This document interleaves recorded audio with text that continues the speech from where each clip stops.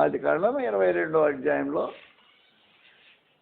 ఇస్సాకు జన్మ, 21వ అధ్యాయం ఇశ్రాయేలు జన్మ వగైరా సమావేశాలు జరిగిపోయాయి. ఇస్మాయిలు ఏం జరుగుతుందంటే ఇస్సాకు పాలు విడిచాడు. పాలు విడిచిన వయసులో తండ్రి ఒక విందు చేశాడు. విందు చేశాడంటే ఎంతమందికి విందు చేసి ఉంటాడు? విందు ఎంతమందికి చేసి ఉంటాడు?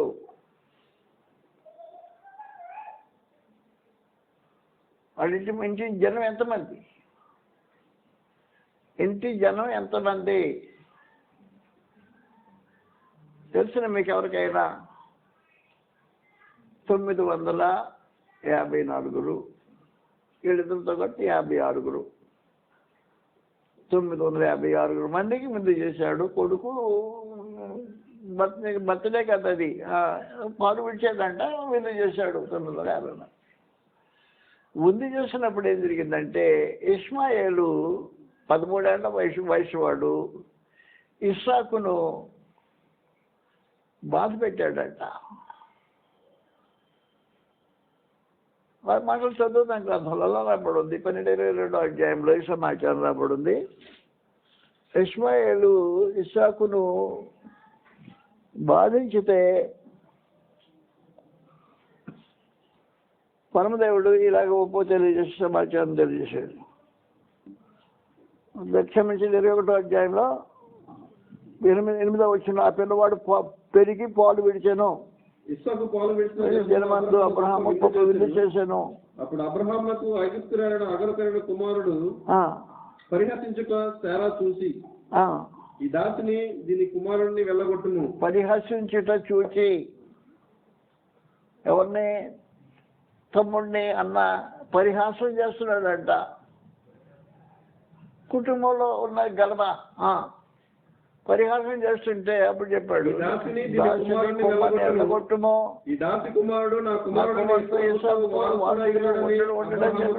అబ్రహాంతో చెప్తే అబ్రహాం దుఃఖపడి 13 ఏళ్ల కొడుకుని తన కన్న తల్లిని వెళ్ళగొట్టేశాడు ఇంట్లో నుండి. కాబట్టి దైవజన్య కుటుంబంలో ఒడిదుడుకులు దైవ నియమాన్ని తొలగిపోయినప్పుడు దైవజన్య కుటుంబంలో కూడా ఒడిదుడుకులు జరుగుతాయి అనేది ఒక వాస్తవమైన సమాచారం. ఆ ఒడిదుడుకులకు కారణము వాళ్ళే శారా తల్లి అన్నిటికీ కారణం. ఈ ఒడిదుడుకులు సర్దిపడిపోయిన తర్వాత ఇప్పుడు వచ్చిన హాగరు ఇస్మాయిలు ఇంట్లో నుంచి వెళ్ళగొట్టబడిన తర్వాత కుటుంబం నెమ్మదిగా స్థిరపట్టబట్టు మళ్ళీ కుటుంబం స్థిరపడే పరిస్థితుల్లో అబ్రహాము, శారా, ఇస్సాకు కుటుంబం స్థిరపట్టబడిన కుటుంబంలో దేవుని నీతి ప్రజ్వరులుతా ఉంది. పరమానంద దేవుడు 22వ అధ్యాయంలో అబ్రహాంకు పరీక్ష పెట్టాడు. పరీక్షలో అబ్రహాం నెగ్గాడు. వదిలిపోయి మనకు తెలిసిన సమాచారం అది.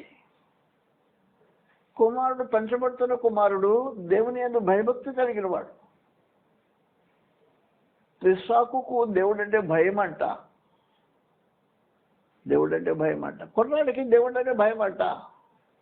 31వ అధ్యాయంలో యాకోబు మాట్లాడుతూ నా తండ్రి అయిన ఇస్సాకు భయపడిన దేవుడు అంటున్నాడు. నా తండ్రి దేవుడు అబ్రహాము దేవుడు ఇస్సాకు భయపడిన దేవుడు అదేమా దేవునికి భయపడేవాడు ఇస్సాకు. కుటుంబంలో దైవభక్తి కుటుంబంగా జాయింట్ కుటుంబం కాదు. ఇప్పటికి మీదట జాయింట్ విడదీసేసాడు, కుటుంబంగా నిలబెట్టేసాడు పరమదేవుడు. పెరిగిన తర్వాత ఇస్సాకు దేవునికి భయపడే వ్యక్తి పెరుగుతున్నాడు మధ్యలో కుటుంబం. అలాగే కుటుంబం పెరుగుతుండగా దేవునికి పరీక్ష పెట్టాడు. 22వ అధ్యాయం మనకు తెలిసిన పరీక్ష. నీకు ఒకడైన కుమారుడు ఇస్సాకును మోరియా కొండ మీద బలిచాయి దహన బలి చేయమన్నాడు. 3 దినాలు ప్రయాణం చేయాలి అక్కడికి వెళ్ళి. కొడుకుని పెట్టుకుని తీసుకెళ్ళిపోవాలా. ఏ రాత్రికి ఆ రాత్రి తల్లిదండ్రులు పడుకొని ఇస్సాకును బలి చేద్దామని ఆలోచనతో ఇమోషనల్గా చేసే కార్యక్రమం కాదు. ఉద్రేకంతో చేసి దేవుడు అంగీకరించడం. నువ్వు ఆలోచించుకొని చేసేదానికే దేవుడు ప్రాధాన్యత ఇస్తాడే తప్ప ఉద్రేకంతో ఏం మాట్లాడినా ఏం చేసినా అంగీకరించు. ఉద్రేకపూర్వకమైన కార్యాలు దేవుడు కోరుకునేవాడు కాదు. కాబట్టి ఆలోచన చేసుకొని కుమార్ని నా చేతులతో నరికి చంపేసి కాల్చేసి ఒక్కడే కోరుకోడు. ఆ పరీక్ష పెడితే పరమదేవుడు పరీక్షలు పాస్ అయ్యాడంట. గ్రంథం ఎలాగంటుంది 22వ అధ్యాయంలో 12వ వచనం చదువుతాం. 22వ అధ్యాయం 12వ వచనం. అప్పుడు ఆయన చిన్నవాడి మీద చెయ్యి వేయకుమో అతనిని ఏమీ చేయకుమో నీకు ఒక్కడైనా నీ కుమారుని నాకు వెలితీయలేదు కనుక నీకు ఒకడైన కుమారుని నాకు వెలితీయలేదు కనుక నీవు దేవునికి భయపడువాడు అని ఇందువల్ల నాకు కనబడుతుంది. దేవునికి భయపడేవాడు తండ్రి, దేవునికి భయపడేవాడు కుమారుడు, అద్భుతమైన కుమారుడు. కుటుంబం కాలక్రమంలో శారా తల్లి ముందుగా కాలం చేస్తుంది. ఇస్సాకు అబ్రహాములు మాత్రమే మిగిలి ఉంటారు. ఇస్సాకు అబ్రహాములు మిగిలిన తర్వాత కుర్రాడు 40 సంవత్సరాల వయసు వచ్చింది. తన గురించి ఆలోచన చేసుకునేవాడు కాదు.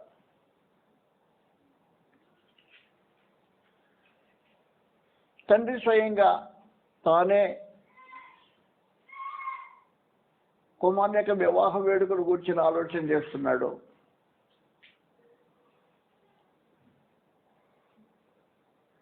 ఏం చేస్తున్నాడు అంటే అన్ని స్త్రీలతో నా కుమారుడికి వివాహం చేయను, అన్ని స్త్రీలకు వివాహం చేయను, నా స్వజనుల దగ్గరికి వెళ్ళు, యెహోవా నామాన్ని గణపరిచే వాళ్ళ దగ్గరికి వెళ్ళు, ఆ నామాన్ని ఎరిగిన వాళ్ళ దగ్గరికి వెళ్ళు, నా స్వజనుల దగ్గరికి వెళ్ళు. ఇంటిలో దాసుడు ఉన్నాడు, అందరికంటే పెద్ద దాసుడు ఉన్నాడు. దాసుడు పిలిచాడు 24వ అధ్యాయంలో, నాయన ఎట్లా అన్నాడు, నా కుమారునికి వివాహం చేయాలి, ఈ ప్రాంతంలో ఉండే ఏ పిల్లలు నేను చేయను, అన్ని జనుల స్త్రీలను వివాహం చేయను. యెహోవా భయభక్తులు కలిగిన కుటుంబంలోంచి బిడ్డను తెచ్చుకుంటా. నువ్వు తీసుకెళ్ళి నువ్వు వెళ్ళి నన్ను వంటలు తీసుకుని వెళ్ళిపో, నా స్వదేశానికి వెళ్ళు, నా కుమారుని కొరకు ఒక అమ్మాయిని తీసుకురా అన్నాడు. ఏ ఊరయ్యా, ఏ ఊరు లేదు, నాకేమి నేను ఎవరిని ఎరిగిన వాడిని కాదు, ఏదో నన్ను బొమ్మన్నావు అదేంటని ఏ కాదు, నాకు ముందు ప్రమాణం చేయి, నా దేవుని దూత నీతో ముందు ఇటుపోతాడు, కంగారు పడక్కర్లేదు అని చెప్పేసి ఒంటరిని తీసుకున్నాడు. బయలుదేరాడు సేవకుడు. అబ్రహాముకు ఉండైన విశేషమైన కుటుంబం యొక్క విశేషమైన సమాచారం ఏమంటే గ్రంథం ఎలాగంటుంది 18వ అధ్యాయం 19వ అధ్యాయం 18వ వచనం, 19వ అధ్యాయం 18వ వచనం రాబడింది. ఆది కాండం 19వ అధ్యాయం 18వ వచనం. నీ కటాక్షము నీ దాసుని మీద వచ్చినది. 19వ అధ్యాయం 18వ వచనం. అది నేను తప్పు చెప్పానా? 18 ఏంటా 18 చూడొస్తారా 18 ఎట్లనగా యెహోవా అబ్రహామును గురించి చెప్పిన 18 కాదు.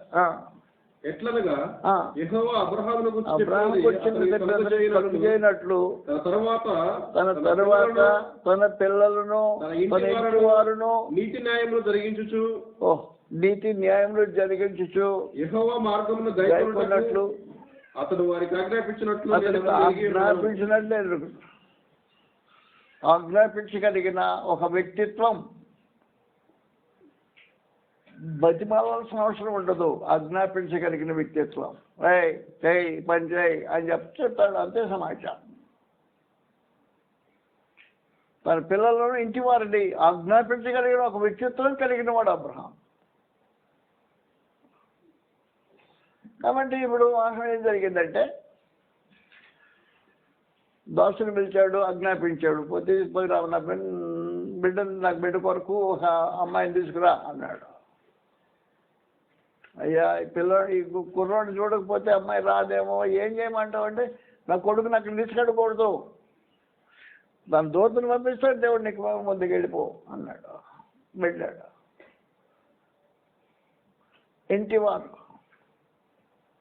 ఇంటివారిలో దాసుడు కూడా ఇంటివాడే. అతని ఇంటివారిలో లెక్కించబడ్డాడు వాడు. ఆ ఇంటివారిలో ఇంట్లో ఉండే పశువులు కూడా లెక్కించబడ్డాయి. ఏమేమి కుటుంబమో నాకు విచిత్రమైన కుటుంబం. దాసుడు ప్రార్థనా పరుడు, ఒంటరి ప్రార్థన చేసడం మోకరిస్తాయి. మనుషులు ఈ రోజున మోకరించే పరిస్థితులు లేవు. మనుషులకు ప్రార్థన చేద్దామంటే నా ఒకటోడు ముసలోడు కూర్చుంటే వేరే సంగతి, కుర్రాడు కూడా కూర్చునే ఉంటారు. ఏమైనా పరిస్థితి. ఒంటెలను మోకరింపజేసే ఒక విశేషమైన కార్యక్రమం గ్రంథంలో రాబడుతుంది. చదువుతా గ్రంథం అది 24వ అధ్యాయం. నా తండ్రి ఇంట నుండి నేను పుట్టిన 11వ వచనంలో రాబడింది. సాయంకాలం మందు స్త్రీలు నీళ్లు చేదుకుని వచ్చే వేళకు ఆ ఊరి బయట ఉన్న నీళ్ల బావి యొక్క తన ఒంటెలను మోకరింపజేసి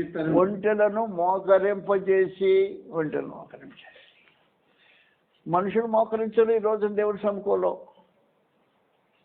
ఏం కుటుంబం అది? అక్కడ కుటుంబం. ఆ కుటుంబంలో ఒంటెలు మోకరిస్తాయి.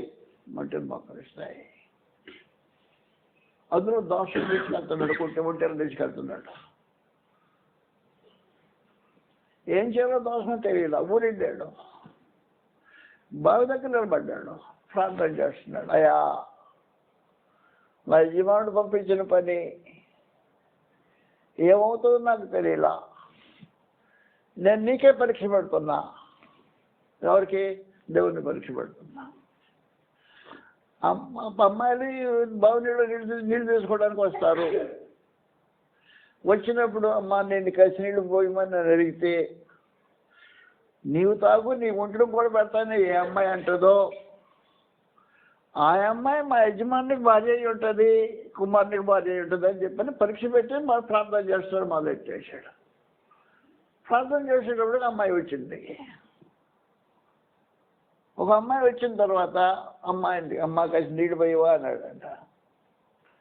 ఆ పోసిన ఆయనకి పోసి నీళ్ళు పోసింది. నీ ఒంటికే నేను ఒంట్లు కూడా పోస్తానని చెప్పేసి త్వరగా ఒంట్లు నీళ్ళు ఒంట్లు నీళ్ళు తాగటం అంటే మామూలు సమాచారం. ఒంటరి నిండుగా నీళ్ళు పోసేసిన ఆయన. నా దేవుడు నా పనిని సఫలం చేసిన మాట వాస్తవే, కానీ అవి ఉందో కాదో, ఇది బంధువో కాదో నాకేం తెలుసు అని అడిగాడు. అమ్మ నువ్వు ఎవరు కుమార్తెవు అని అడిగితే చెప్పేసిన. మీ ఇంటికాడ మాకేమైనా ఉందా అంటే, నీ పశువుల గడ్డి ఉంది, నీ నివాసానికి స్థలం ఉంది, వచ్చేసే మా ఇంటికి అన్నాడు. ఎవరమ్మా అంటే బెతియేలు కుమార్తె. కాబట్టి బంధువు దగ్గరికి ఇంటికి వెళ్ళిపోయాడు. ఇంటికి వెళ్ళిపోయిన తర్వాత కూర్చున్నాడు. దేవుడు నా పనిని సఫలం చేసాడో లేదో అని ఆలోచన చేస్తూ ప్రారంభించాడు. ఎవరు మా బంధుత్వం కుదిరిపోయింది. భోజనం చేయమంటే నేను భోజనం చేయనండి, నేను వచ్చిన పని అయిపోయిన దాకా నేను భోజనం మీ దగ్గర ఇంటికాడ భోజనం చేయను అని చెప్పేశాడు. గ్రంథం చదివితే 24వ అధ్యాయం ఇలా రాబడి ప్రత్యేకించి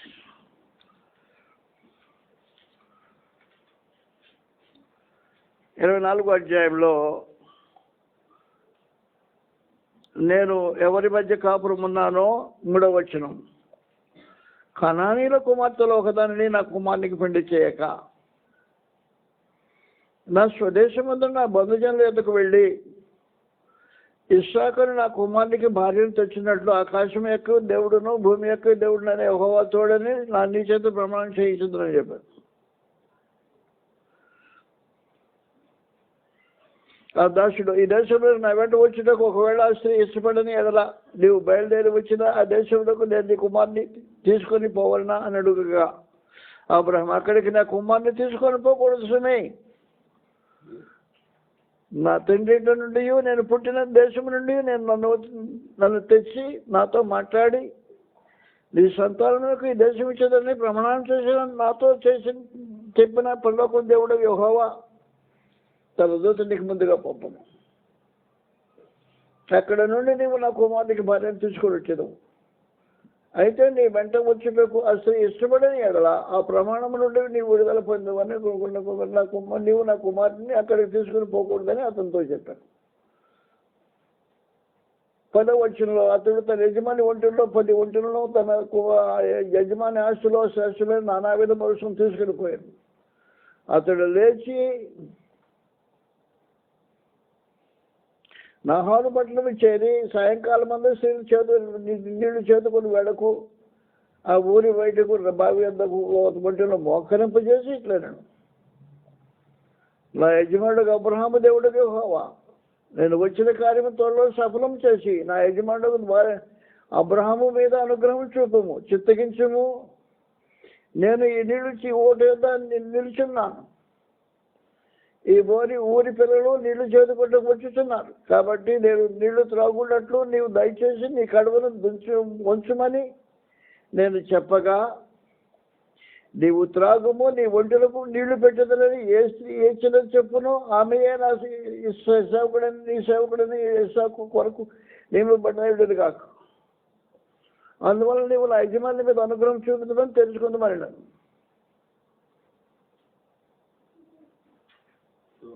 అప్పుడు వచ్చేసి నాకు అమ్మాయి వచ్చిందంట.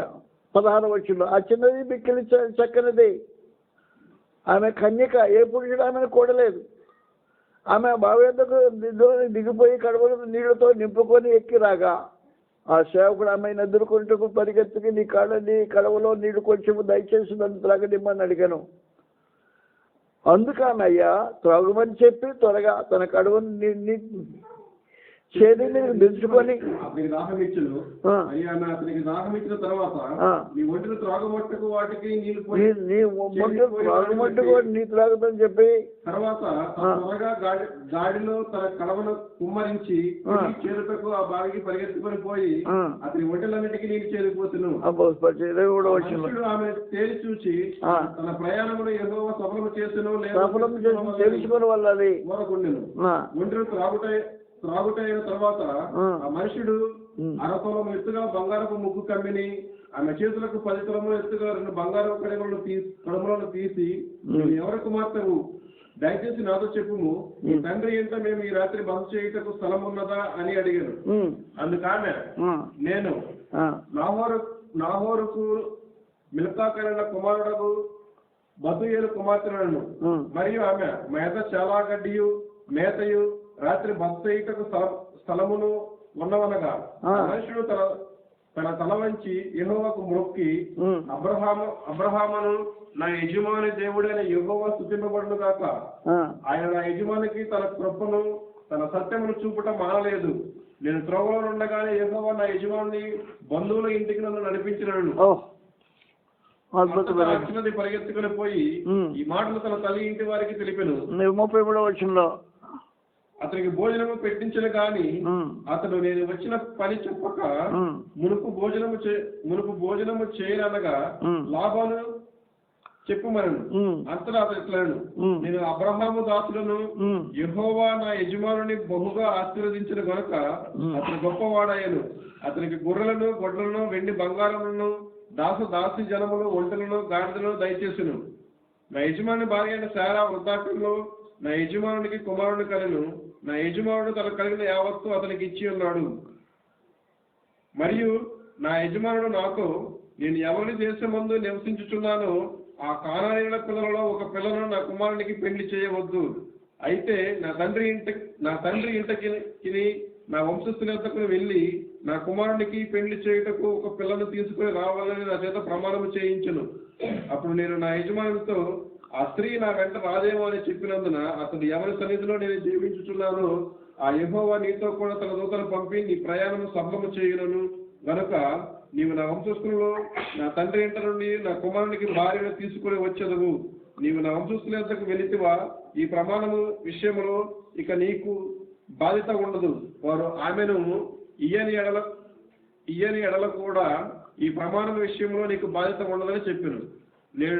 నేడు ఆ భార్య యొద్దకు వచ్చి అబ్రహామును నా యజమానుని దేవుడైన యెహోవా నా ప్రయాణమును నీవు సఫలం చేసిన ఎడల నేను ఈ నీళ్ల బావి యొద్ద నిలిచి ఉండగా నీళ్లు చేదుకుంటకు వచ్చిన చిన్నదానితో నీవు దయచేసిన నీ కడలో నీళ్లు కొంచెం నన్ను త్రాగనివ్వమని చెప్పినప్పుడు నీవు త్రాగుము, నీ ఒంటెలకును చేదిపోయేదని ఎవతి చెప్పులో ఆమెయే నా యజమాని కుమారునికి యెహోవా నియమించిన పిల్లయే ఉండును గాకని మనవి చేసుకుంటుని.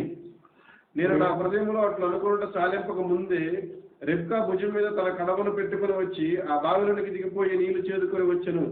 అప్పుడు నాకు దాహమీయమని నేను ఆమెను అడగగా ఆమె త్వరగా తన కడవను దించి త్రాగుము, నీ ఒంటెలకును నీళ్లు పెట్టుదని చెప్పెను గనుక నేను త్రాగి తిని ఆమె ఒంటెలకును నీళ్లు పెట్టును. అప్పుడు నేను నీవెవరి కుమార్తెను అడిగినందున ఆమె మిల్కా నాహోరులకు కలిగిన